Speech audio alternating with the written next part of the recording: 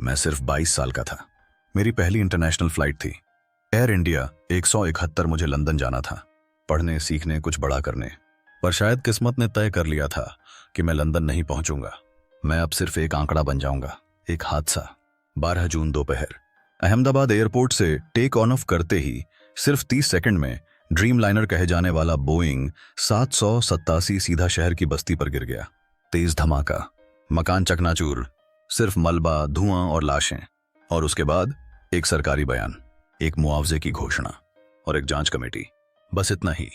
पर अब सवाल मैं पूछता हूं, एक मरे हुए यात्री की तरफ से, डीजीसीए से, आपने इस विमान को उड़ने की इजाजत कैसे दी? टेक्निकल ऑडिट हुआ था या फॉर्म पर सिर्फ साइन हुए थे? एयर इंडिया से, आपके रिकॉर्ड में इस फ्लाइट का इंजन पहले भी ओवरहीट कर चुका था। आपने कब और कैसे उसे फ्लाई क्लियर घोषित किया? सरकार से, आपकी एविएशन नीति क्या सिर्फ टेंडर पास करना है? यात्रियों की सुरक्षा की जिम्मेदारी किसकी है? मुझे सिर्फ लंदन नहीं जाना था, मुझे जिंदा लौटना था। पर अब मैं सिर्फ एक प्रेस रिलीज बन गया हूं। और यह सवाल मेरा नहीं, पूरे देश का है। क्या भारत में हवाई जहाज उड़ते हैं या गिरते हैं? क्या मुआवजा देना सरकार का अंतिम कर्तव्य है? क्या मौतों की जवाबदेही कभी तय होगी? AI-161 एक हादसा नहीं था, वो एक उड़ती हुई लापरवाही थी। AI-171 हादसा एक तकनीकी गलती नहीं था, ये एक संस्थागत नाकामी थी।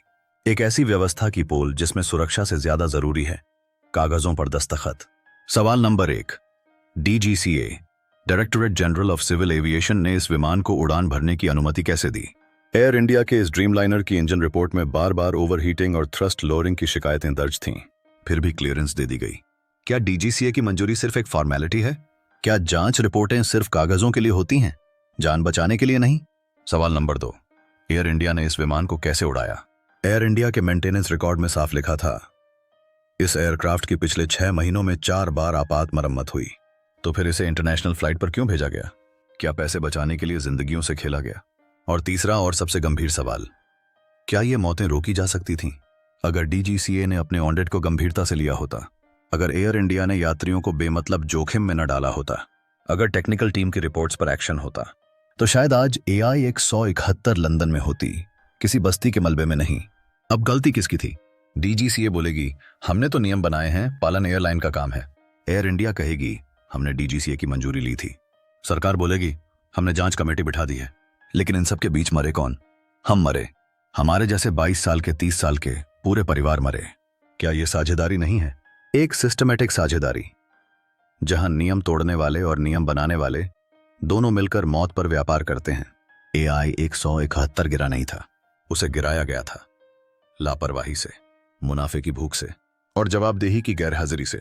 AI-171 हादसे के बाद सरकार ने प्रेस कॉन्फ्रेंस की, DGCA ने टीम भेजी, एयर इंडिया ने बयान जारी किया और फिर मुआवजे की घोषणा।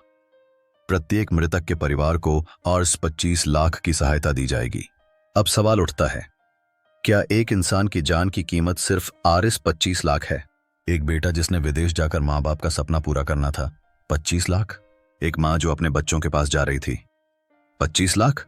एक छात्र जिसने पूरी जिंदगी की मेहनत से वीजा पाया था, 25 लाख? सवाल सिर्फ पैसे का नहीं है, सवाल सोच का है। जब हादसे के बाद सबसे पहले मुआवजा तय होता है, तो क्या यह मान लिया जाए कि सरकार को लोगों के मरने की आदत हो गई है? क्या आपने कभी देखा है कि सरकारों ने इतनी तेजी से सुरक्षा नीति बदली हो जितनी तेजी से मुआवजा तय किया जाता है? फ्लाइट क्यों गिरी? इंजन फेल क्यों हुआ?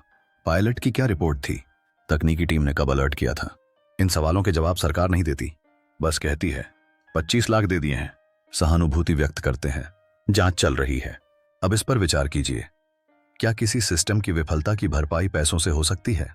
क्या एक मां को संतोष होगा कि उसके बेटे की मौत के बदले कुछ चेक मिले? क्या एक विधवा को राहत होगी कि उसके पति की राख के बदले एक सरकारी अधिकारी ने फोन कर दिया? और सबसे बड़ा सवाल, क्या अगली फ्लाइट में आप सुरक्षित हैं या फिर अगला मुआवजा आप ही के नाम लिखा जा चुका है? मुआवजे की राजनीति साफ है, लोग मरे, बयान दो, मुआवजा दो, मामला बंद। लेकिन सवाल अब बंद नहीं होंगे। AI-171 सिर्फ एक दुर्घटना नहीं थी, यह भारत की एविएशन प्रणाली की नाकामी का प्रतीक है। जब एयर इंडिया ने बोइंग 787 ड्रीमलाइनर को खरीदा था, तो इसे भारत की सबसे आधुनिक फ्लाइट कहा गया। नई टेक्नोलॉजी, हल्के कंपोजिट मटेरियल और लंबी दूरी की क्षमता। पर असलियत, यह जहाज दुनिया भर में विवादों में रहा है, अमेरिका से जापान तक शिकायतें ही शिकायतें। जापान में ओनल निप्पॉन एयरवेज और जापान एयरलाइंस ने ड्रीमलाइनर की उड़ानों को रद्द किया। क्यों? बैटरी ओवरहीटिंग और आग लगने की घटनाएं। अमेरिका में फेडरल एविएशन अथॉरिटी ने वर्ष 2013 में 787 को ग्राउंड किया था। क्यों? इलेक्ट्रिकल फायर और सॉफ्टवेयर फेलियर। भारत में एयर इंडिया के ड्रीमलाइनर को लेकर पहले भी इंजन ओवरहीटिंग, पंखों की क्षति और केबिन में दबाव की गिरावट की घटनाएं रिपोर्ट की गई हैं। तो फिर सवाल यह है, AI-171 में ऐसा जहाज क्यों उड़ाया गया जिसका ट्रैक रिकॉर्ड खुद मौत से भरा है? क्या एयर इंडिया को पता नहीं था कि यह ड्रीमलाइनर नहीं डेडलाइनर बन चुका है? क्या यात्रियों को जानबूझकर खतरे में डाला गया? और अब एक चौंकाने वाली बात, AI-171 जिस इंजन से लैस था, रोल्स रॉयस ट्रेंट 10,000, उसकी दुनिया भर में विश्वसनीयता पर सवाल उठ चुके हैं। ब्रिटिश एविएशन अथॉरिटी ने कहा था, ट्रेंट 10,000 का इंटरमीडिएट प्रेशर कंप्रेशर अक्सर फेल हो जाता है। फेडरल एविएशन अथॉरिटी ने भी कहा, इंजन फेल्योर का खतरा ऊंचाई पर कई गुना बढ़ जाता है। तो क्या AI-171 एक टिक टिक करता हुआ टाइम बम था? क्या यात्रियों को टेक्नोलॉजी के नाम पर एक कफन पहनाकर भेजा गया था? क्यों नहीं रोका गया? जब दुनिया भर में बोइंग 787 ड्रीमलाइनर पर सवाल उठ रहे थे, तो भारत में इसे उड़ाया क्यों जा रहा था? क्या सरकार और एयर इंडिया को इसकी पूरी जानकारी नहीं थी, या फिर यात्रियों की जान से ज्यादा कीमती थी कॉन्ट्रैक्ट की डील, कमीशन और राजनीति? अब यह तय कीजिए, ड्रीमलाइनर एक सपना था या एक चाल जिसमें तकनीक के नाम पर आम आदमी को फंसाया गया? क्या AI-171 की मौतें एक टेक्नोलॉजिकल साजिश थीं? और अगर थीं, तो कब तक इसी डेडलाइनर पर भारत की जनता चढ़ती रहेगी? जैसे ही AI-171 हादसे की खबर आई, टीवी चैनलों पर ब्रेकिंग न्यूज की बाढ़ आ गई। गुजरात में बड़ा विमान हादसा, तेज धमाका, दर्जनों मौतें, हादसे की तस्वीरें वायरल। लेकिन क्या आपने गौर किया? सवाल पूछने वाला कोई नहीं था। जिम्मेदार कौन है, यह बताने वाला कोई नहीं था। मीडिया ने क्या किया? स्टूडियो में बैठकर पैनल बिठाए, ग्राफिक्स बनाए, फ्लाइट पाथ दिखाए, लेकिन एयर इंडिया और DGCA से कोई कठोर सवाल नहीं पूछा। क्या मीडिया आज भी गोदी में बैठा है? क्या उसका काम अब सिर्फ दृश्य बेचने तक रह गया है, जवाब मांगने तक नहीं? अब देखिए सरकार का रवैया। नागरिक उड्डयन मंत्री ने ट्वीट किया, घटना दुखद है, जांच के आदेश दिए गए हैं। PMO से आधिकारिक बयान आया, प्रार्थनाएं परिजनों के साथ हैं। राज्य सरकार ने मुआवजे का ऐलान किया। लेकिन क्या किसी ने यह कहा कि हम इस सिस्टम को ठीक करेंगे? क्या किसी ने प्रेस कॉन्फ्रेंस में खड़े होकर कहा कि एयर इंडिया से जवाब मांगा गया है? नहीं, क्योंकि सरकार के लिए हादसे से ज्यादा जरूरी है हादसे की मैनेजमेंट। और जनता कुछ दिन दुखी रही, फिर अगली ट्रेंडिंग न्यूज में व्यस्त हो गई। कोई गाना रिलीज हुआ, कोई फिल्म स्टार की शादी हुई, कोई राजनीतिक ड्रामा चला, और AI-171 की यादें धीरे धीरे सोशल मीडिया की टाइमलाइन से मिटने लगीं। यही सिस्टम है जहां मीडिया धंधा करता है, सरकार छवि बचाती है और जनता भूलने के लिए मजबूर कर दी जाती है। क्या इसी चक्र में हमारी जान की कीमत भी तय होती है? याद रखिए, सिस्टम चुप है क्योंकि हमने सवाल पूछना बंद कर दिया है। मीडिया भूखा है, लेकिन सच्चाई के लिए नहीं, TRP के लिए। और जब तक हम सिर्फ तस्वीरें देखेंगे, आंसू बहाएंगे, लेकिन सवाल नहीं पूछेंगे, AI-171 जैसा अगला हादसा सिर्फ समय की बात है। महाराजा, भारत की शान, कभी भारत की सबसे प्रतिष्ठित एयरलाइन मानी जाने वाली एयर इंडिया आज मौत की उड़ान बन चुकी है। सवाल है, हम इसे राष्ट्रीय गर्व क्यों माने जब यह यात्रियों की जान से खिलवाड़ कर रही है? पहले इतिहास जानिए। एयर इंडिया की शुरुआत वर्ष 1942 में हुई थी। टाटा ग्रुप के JRD टाटा ने इसे बनाया, लेकिन बाद में इसे सरकार ने अपने अधीन ले लिया। वर्ष 2021 में इसे फिर से टाटा को सौंप दिया गया। उम्मीद थी कि टाटा के पास आने के बाद सुधार होगा, लेकिन AI-171 ने वो भ्रम भी तोड़ दिया। अब जरा हालात देखिए। जर्जर फ्लीट, कई प्लेन 2 दशकों से पुराने हैं, अंदर सीटें टूटी हुई, स्क्रीन बंद, वेंटिलेशन खराब, क्रू और स्टाफ की लापरवाही, फ्लाइट डिले की सूचना तक नहीं, इंफॉर्मेशन सिस्टम्स अपडेट नहीं, और कई बार बिना पर्याप्त जांच के flight take on off. Technical खामियां, कई बार रनवे पर ही इंजन फेल हो जाता है। प्लेन में बर्निंग स्मेल की शिकायतों को नजरअंदाज किया गया, और फिर AI-171 जैसा हादसा। अब सवाल, जब एयर इंडिया को जनता का टैक्स और जनता का भरोसा मिलता है, तो क्या उसका यह फर्ज नहीं कि वो जनता की जान की भी कद्र करे? क्या ये मुनाफे की भूख में डूबती एक ऐसी एयरलाइन बन चुकी है जो राष्ट्रीय गर्व के नाम पर हर गलती को छिपा रही है?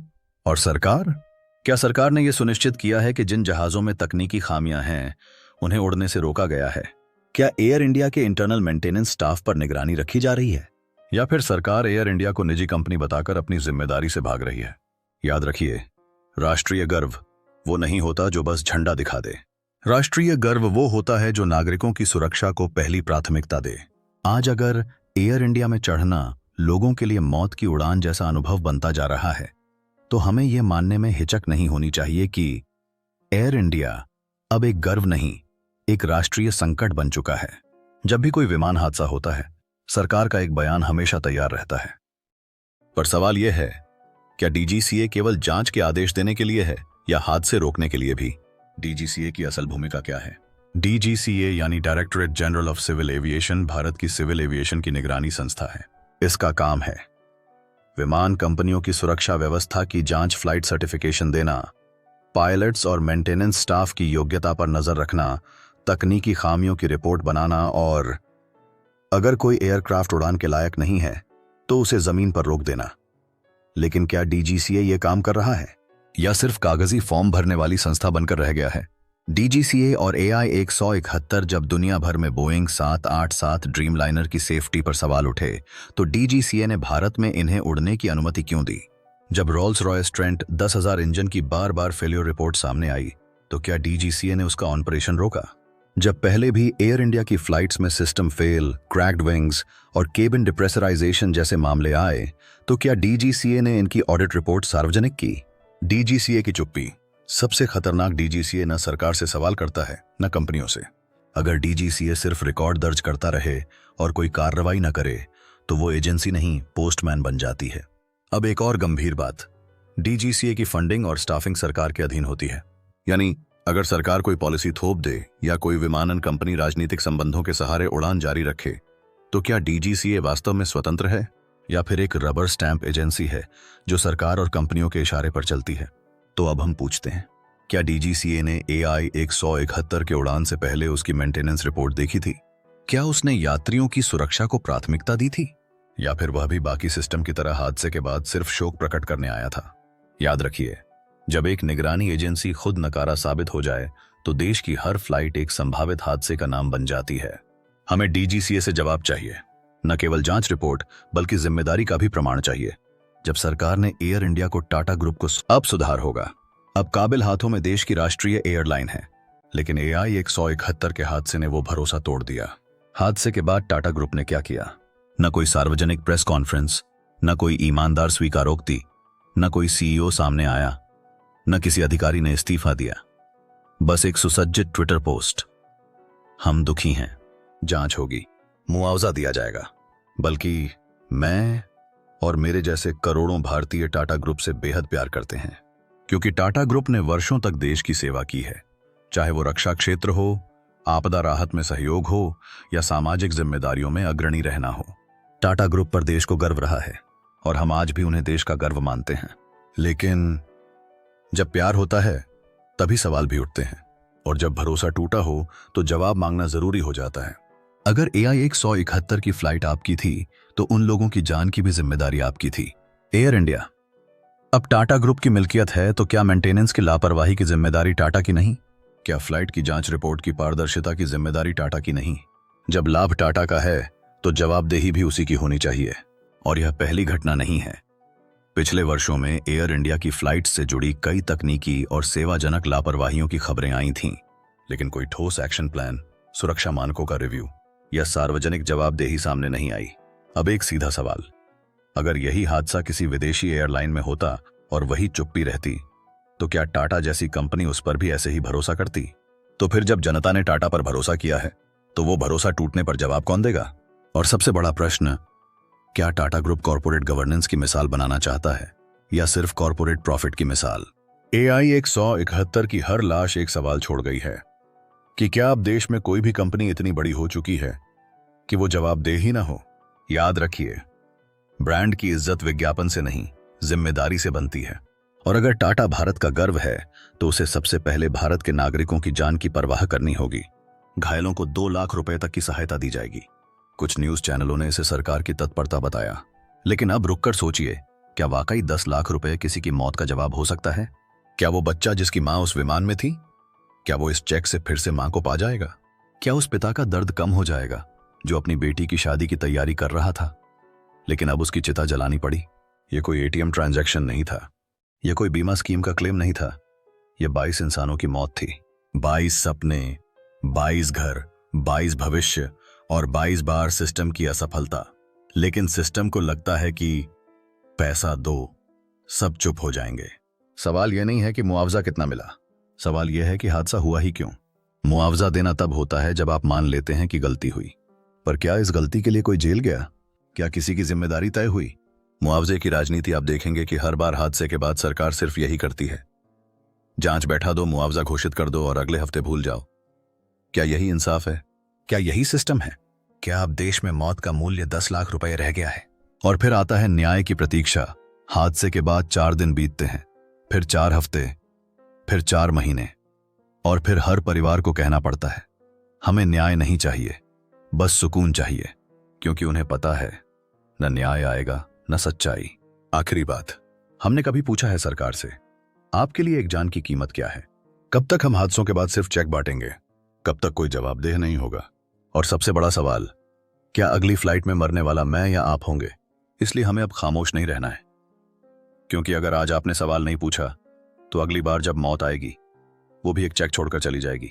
AI 171 सिर्फ एक फ्लाइट नंबर नहीं था, वो एक चेतावनी थी, एक इशारा कि हमारी एविएशन व्यवस्था खस्ताहाल हो चुकी है, और अगर अब भी नहीं जागे तो अगली मौत सिर्फ एक आंकड़ा नहीं, आपका कोई अपना हो सकता है। सवाल यही है, क्या अब बदलाव मुमकिन है? बिल्कुल मुमकिन है, लेकिन उसके लिए सबसे पहले चाहिए राजनीतिक इच्छा शक्ति। DGCA को स्वतंत्र और जवाबदेह बनाना होगा। हादसों की जांच पारदर्शी और समयबद्ध हो, दोषी चाहे मंत्री हो या मैनेजर, सजा होनी चाहिए। दूसरा, कॉरपोरेट जवाबदेही। एयरलाइनों के पास सिर्फ मुनाफा कमाने का अधिकार नहीं होना चाहिए, यात्रियों की सुरक्षा से खिलवाड़ करने पर कठोर दंड लागू होने चाहिए। तकनीकी खराबी छुपाना अब अपराध माना जाए, गलती नहीं। तीसरा, जनता की आवाज। अगर आप चुप रहेंगे तो सिस्टम भी सोता रहेगा। अगर आप सवाल पूछेंगे तो संसद में हलचल होगी। अगर आप ट्रेंड बनाते हैं हांट जस्टिस फॉर AI 171, तो अगली बार कोई सिस्टम सोने से पहले सोचने लगेगा। लेकिन अब भी समय है, अभी भी हम सुधार की ओर जा सकते हैं। हम एक ऐसा भारत बना सकते हैं जहां हवा में उड़ान भरोसे की हो, डर की नहीं। अंत में एक सच्चा सवाल, AI 171 में जो 22 लोग मारे गए, क्या उनकी मौत एक सुधार का कारण बनेगी या फिर एक और मुआवजे वाली खबर बनकर रह जाएगी? और याद रखिए, बदलाव चिल्लाने से नहीं, समझदारी से आता है, गुस्से से नहीं, जागरूकता से आता है। और तब आता है जब जनता अब और चुप रहने को तैयार नहीं होती। इस वीडियो से अगर आप सहमत हैं तो सिर्फ लाइक मत कीजिए, सवाल पूछिए, शेयर कीजिए और सिस्टम को जवाबदेह बनाइए, क्योंकि अगली बार मरने वाला आप भी हो सकते हैं।